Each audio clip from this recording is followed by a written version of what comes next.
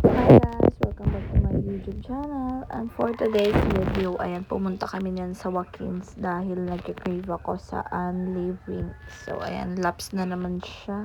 Ayan, nagtatanong siya dyan kung bukas ba. Siyempre, bukas yan, dear. Alam mo naman na may tao at may ilaw. So, ayan guys. So, magpipili na siya dyan na kanyang order and nagpapabebe lang siya dyan. Ayan, 'di ba? Naghanap lang kami niya ng spot. And after that, nag-order na akes dahil gutom na ang person. Ayan, 'di ba?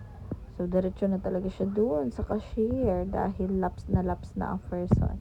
Ayan, after nyan guys, nung naka-order na ako, syempre nagpa-cute-cute muna kami dyan. Ayan, and nag-video kami ng paligid. Ayan, 'di ba? So, napakaganda dyan guys, as in, and super sulit talaga.